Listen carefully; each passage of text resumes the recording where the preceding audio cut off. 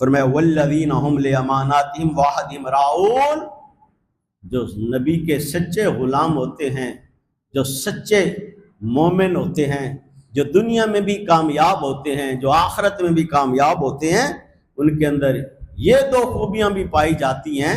کون سی؟ ایک وہ امانت میں خیانت نہیں کرتے، دوسرا وعدہ خلافی نہیں کرتے۔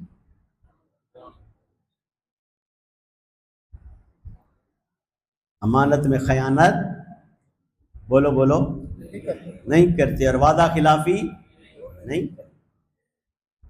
اب ہم اپنا اپنا جائزہ لے لیں، ہم کہاں کھڑے ہیں؟ ادھار لے کے کتنے وعدے کرتے ہیں؟ اگر کسی نے بھول کر ہمارے پاس کوئی امانت رکھ دیا ہے تو اس کا کیا حشر کرتے ہیں؟ ہر کوئی اپنا اپنا جائزہ خود لے۔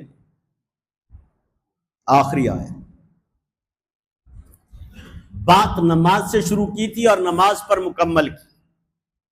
فرمایا والذین هم علی صلاتہم یحافظون، شروع یہ کیا تھا کہ جو سچے صاحب ایمان ہوتے ہیں انہیں نماز میں سکون اور چس ملتی ہے، سجدے میں لذت ملتی ہے، اور بات مکمل یہاں پہ کی کہ وہ اپنی نمازوں کو قضا نہیں ہونے دیتے، اپنی نمازوں کی محافظت کرتے ہیں، نمازوں کی حفاظت کرتے ہیں۔ وہ باقی سارے کام چھوڑنا پڑے تو چھوڑ دیتے ہیں، پر نماز ان کا انعام کیا ہے؟